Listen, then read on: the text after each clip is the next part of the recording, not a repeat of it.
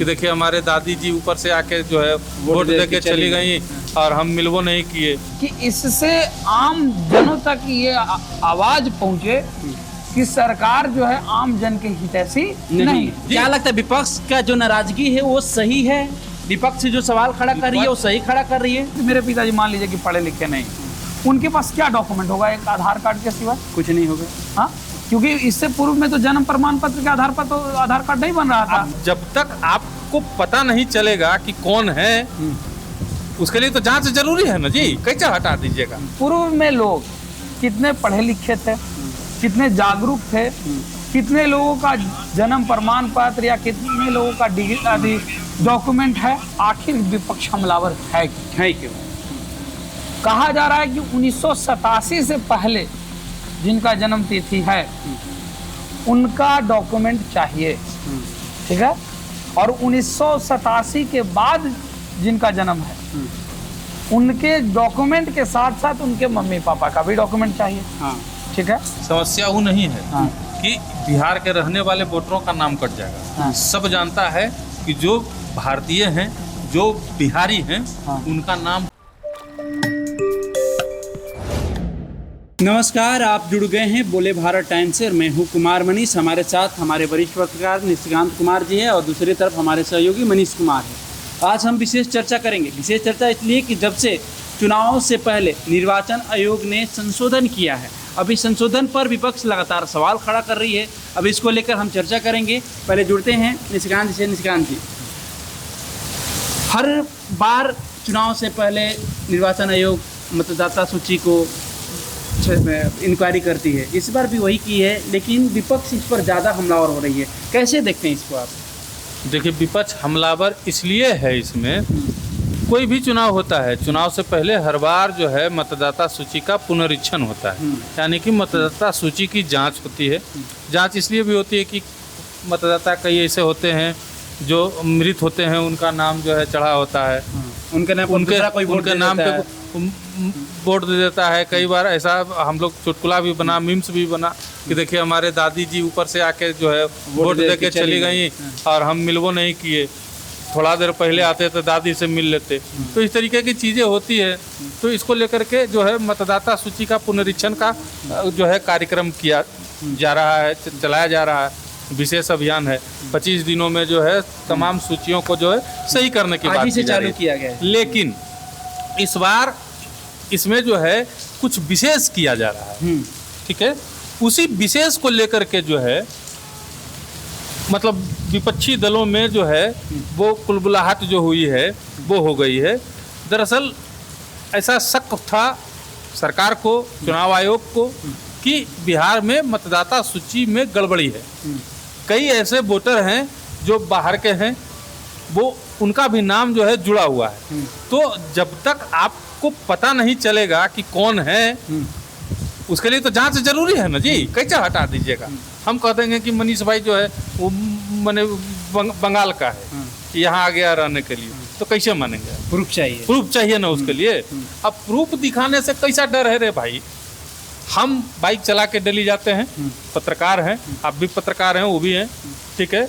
रास्ते में bike checking हो रही होती है, ठीक है, तो आप कागज मांगता है, प्रशासन तो दिखाते हैं कि नहीं दिखाते हैं? दिखाते हैं, दिखाना अनिवार्य है। आपके पास सब कुछ है, गाड़ी का ओनर बुक है, प्रदूषण है, इंश्योरेंस है, ड्राइविंग लाइसेंस है, फिर भी प्रशासन अगर मांगती है तो आपको निकाल के दिखाना होता है। दिखाते हैं ना जी। बैंक में खाता खुलाने जाते हैं तो वहाँ पे जानता है ना, सब जानता है, कितना कर्मचारी बैंक में चिन्हल रहता है जो गाँव का रहता है, गाँव का रहता है कर्मचारी। मैनेजरों हो सकता है कि आपके गांव का हो, कहीं ना कहीं वहाँ जाइए, हाँ वहाँ जाइएगा खाता खुलाने के लिए, तो आपसे आधार कार्ड और पैन कार्ड नहीं मांगेगा। क्या कहेगा? कह रहे तो हमारा गाँव का है, इससे काम मांगेगा आधार कार्ड? वो तो नियम है ना, तो नियम है, तो नियम है भाई। जब कागज मांग रहा है सरकार, जब आप जिन्युइन है तो हम दिखा देंगे, हमको कोई आपत्ति नहीं है कागज दिखाने से। चलिए मनीष जी से जुड़ते हैं। मनीष जी, इस बार विशेष जो पुनर्निरीक्षण हो रहा है, विशेष हो रहा है, उस पर विपक्ष क्यों हमलावर हो रही है? देखिए, बात अगर की जाए पुनर्निरीक्षण की बात कही जा रही है, लेकिन विपक्ष हमलावर है। कहीं ना कहीं विपक्ष को भी सुनने और समझने की जरूरत है। निशिकांत जी बताए, अपना पक्ष उन्होंने रखा, लेकिन मैं बताना चाहता हूं कि आखिर विपक्ष हमलावर है क्या? है क्यों? कहा जा रहा है कि 1987 से पहले जिनका जन्म तिथि है उनका डॉक्यूमेंट चाहिए, ठीक है, और 1987 के बाद जिनका जन्म है उनके डॉक्यूमेंट के साथ साथ उनके मम्मी पापा का भी डॉक्यूमेंट चाहिए, हाँ, ठीक है। अब समझिए कि पूर्व में लोग कितने पढ़े लिखे थे, कितने जागरूक थे, कितने लोगों का जन्म प्रमाण पत्र या कितने लोगों का डॉक्यूमेंट है, ये भी समझने वाली बात है। जैसे हमारी ही मम्मी 87 छोड़ दीजिए, हमको लग रहा है कि आप 96-97 तक देखिए तो मेरे को नहीं लगता है कि किसी को जन्म प्रमाण पत्र बहुत सारा ऐसा चीज है कि जो उसके पास नहीं है। नहीं हो समझ सकता। लीजिए, हाँ। चीज़ों को समझ लीजिए। 1987 से पहले अगर आपका जन्म हुआ है, हाँ, ठीक है, तो आपको सिर्फ अपना कागजात जो है अपना वहाँ जन्म देना प्रमाण होगा। पत्र देना तो है। कौन अपना सा प्रमाण कागजात? पत्र देना कौन सा होगा। कागजात कोई भी देना? बहुत सारे मान लीजिए सपोज कागज हैं। मेरे पिताजी पढ़े लिखे नहीं, मैं ये बात तो आप लोग के बीच कह रहा हूँ कि मेरे पिताजी मान लीजिए कि पढ़े लिखे नहीं, उनके पास क्या डॉक्यूमेंट होगा एक आधार कार्ड के सिवा? कुछ नहीं होगा।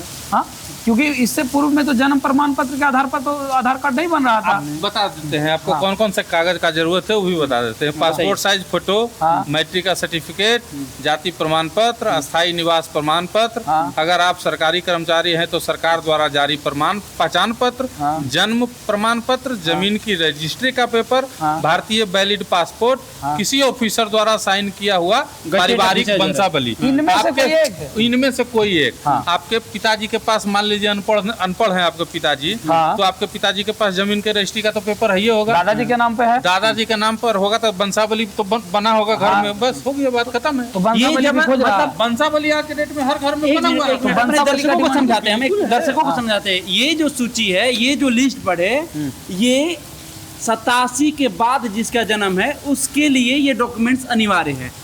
जिसके 87 से पहले का है, ये तो 87 के बाद का है ना, ये 87 से पहले का है। 87 से पहले जो हुआ है, ये 87 से पहले जिसका जन्म हुआ है, इसके लिए जो पेपर अनिवार्य है वो आपको निशिकांत जी सुनाए। और अगर आपका जन्म 1987 के बाद और हाँ। 2/12/2004 के बीच हुआ है, हाँ। 1/7/1987 के बाद और 2/12/2004 के बीच हुआ है, तो आपके साथ आपके माता पिता का भी डॉक्यूमेंट जो लगेगा। चाहिए, हाँ। तो माता पिता का जो डॉक्यूमेंट लगेगा उसमें पासपोर्ट साइज फोटो तो अनिवार्य है, हाँ। मैट्रिक का सर्टिफिकेट, जाति प्रमाण पत्र, अस्थायी निवास प्रमाण पत्र, अगर आप सरकारी कर्मचारी हैं तो सरकार द्वारा जारी पहचान पत्र, जन्म प्रमाण पत्र, रजिस्ट्री का पेपर, जमीन रजिस्ट्री का पेपर, भारतीय वैलिड पासपोर्ट, किसी ऑफिसर द्वारा साइन किया हुआ पारिवारिक वंशावली, किसी के पास भी होगा, लेकिन हर किसी के घर में मिल ये जाएगा। पुष्टि तो नहीं ना कि सिर्फ एक ही डॉक्यूमेंट इसमें से चाहिए? सिर्फ एक इस पूरे डॉक्यूमेंट हम पासपोर्ट साइज फोटो के अलावे सिर्फ एक डॉक्यूमेंट है। ये बताइए, आपने कहा कि जाति प्रमाण पत्र, हाँ, तो जाति प्रमाण पत्र से हमारा क्या बायोडाटा प्रूफ हो ये रहा है? आपका आप जन्म रहने वाले कहाँ हुआ, कहाँ रहने हैं? वाले जन्म मूल कहाँ निवासी कहाँ का हुआ? देखिए, जाति प्रमाण किसके बनता है? जाति प्रमाण पत्र में कभी हमारा निवास स्थल तय थोड़ी किया जाता है उसे। जहाँ आपका जन्म हुआ, जन्म स्थान का आप नहीं समझ, बनता है। आप लोग नहीं समझ में, विपक्ष क्यों हमलावर वो समझिए। निशिकांत जी बोले कि जाति इनमें से प्रमाण किसी एक, पत्र आप देखे हैं?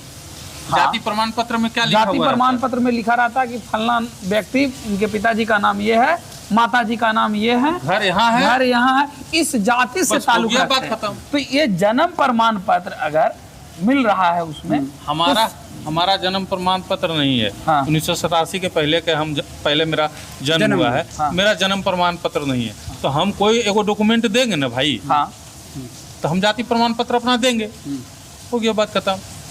अब समझिए, मेरा बना हुआ जाति है तो। प्रमाण पत्र की बात नहीं है, विपक्ष ही क्यों हमलावर है, समझिए वाली बात है। इससे नुकसान एनडीए को भी होगा। हाँ। अगर कटता है, वोटर लिस्ट में से नाम कटता है, तो ये जरूरी नहीं है कि महागठबंधन के जो कोर वोटर है वही कटेंगे। नहीं, बिल्कुल। एनडीए के भी कोर वोटर जो है वही कटेंगे। बिल्कुल, बिल्कुल। इसमें तो कोई चिन्हित नहीं किया गया कि फॉरवर्ड का कटेगा, दलित का कटेगा कि महादलित का कटेगा। इसमें भी हम फिर- बताते हैं। हाँ, बताइए। बताते हैं। समस्या वो नहीं है हाँ। कि बिहार के रहने वाले वोटरों का नाम कट जाएगा। हाँ। सब जानता है कि जो भारतीय हैं, जो बिहारी हैं, हाँ। उनका नाम किसी भी सूरत में नहीं कटेगा। हाँ, नाम कटेगा किनका? हाँ, जो रोहिंग्या, हाँ, बाहर से आके जो बसे हैं जो बांग्लादेश से, बाहर बांग्लादेश से आके, म्यांमार से आके जो बिहार में बसे हैं, और उनका भी नाम वोट के चक्कर में जुड़वा दिया गया है। इसका वोट बैंकिंग का राजनीति वोट जो- बैंक की जो राजनीति है, ये उसके चक्कर में उनका भी नाम जुड़वा दिया गया है।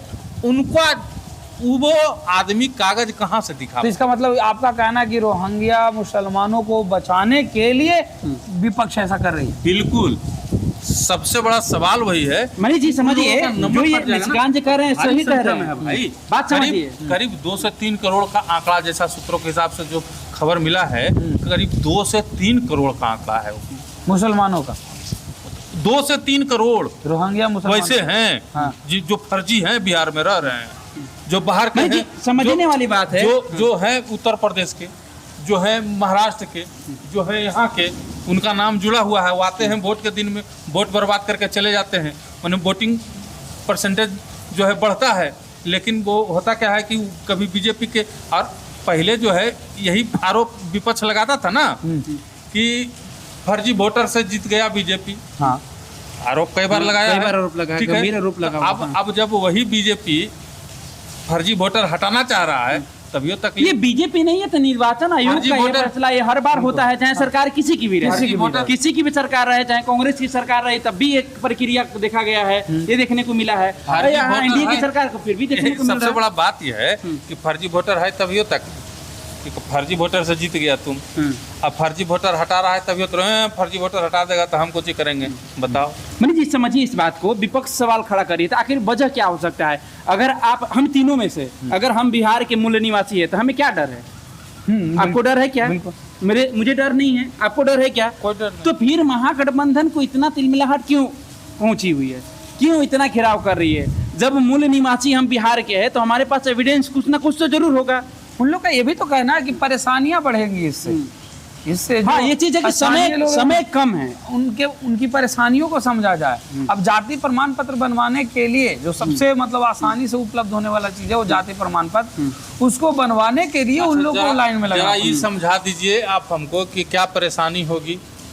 जाति प्रमाण पत्र बनाने के लिए जाना पड़ेगा, आवेदन करना पड़ेगा, ऑनलाइन हो जाता है, ऑनलाइन वही आवेदन करना पड़ेगा। आवेदन के 12 से 15 दिन बाद जाति प्रमाण पत्र बन के मिलता है। कौन ऐसा घर है जहाँ पे पारिवारिक वंशावली नहीं बना हुआ है? बहुत सारे ऐसे घर हैं, बहुत सारे ऐसे घर हैं। आप अपने और हमारे घर को देख करके ये फैसला नहीं कर सकते। नहीं। आज अगर आप अब अभी नहीं बनाए होंगे पारिवारिक वंशावली, तो 20 साल पहले भी पारिवारिक वंशावली बना होगा, जब आपके बाबा में बंटवारा आपके हुआ घर होगा। में होगा वंशावली, तो पुराना जरूर होगा। वंशावली होगा, पुराना वंशावली होगा जो आपके बाबा के समय का। मनीष जी अगर आप बिहार के मूल निवासी हैं तो आपके घर में वंशावली होगा ही होगा। आपके बाबा का वंशावली होगा ना, शायद बाबा हो बन- सके क्योंकि एकदम होगा। कागजात तो हम लोग नहीं नहीं होने का तो प्रश्न नहीं है, हाँ। एकदम होगा, एकदम होगा ही होगा। तो बाबा के वंशावली से पिताजी का नाम निकलेगा, सर्टिफिकेट पर पिताजी का नाम, आपके पिताजी का नाम में उनके पिताजी का नाम होगा ना, बाबा का भी। बिल्कुल।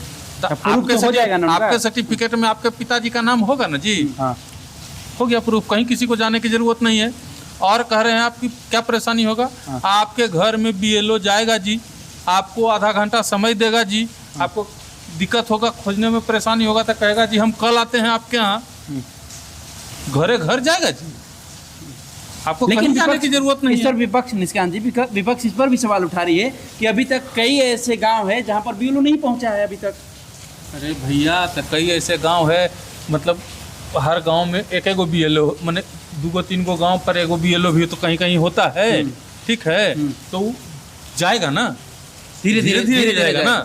और गांव में नहीं पहुंचा था, ठीक है 25 दिन है, मान लीजिए कि एक गांव में, पंचायत में पहुंच के एक गांव में चलिए एक बीएलओ है, हम ये मानते हैं कि एक गांव में एक बीएलओ है, नहीं गया है, 25 दिन का टाइम है, बीएलओ जी को छुट्टी नहीं होगा, उनको लगा कर 500 तो वोटर वे है, 5 दिन में तो हम करिए लेंगे। अब उनका काम है ना, इसका टेंशन आप कहे ले रहे हैं, हम कहे ले इसका टेंशन?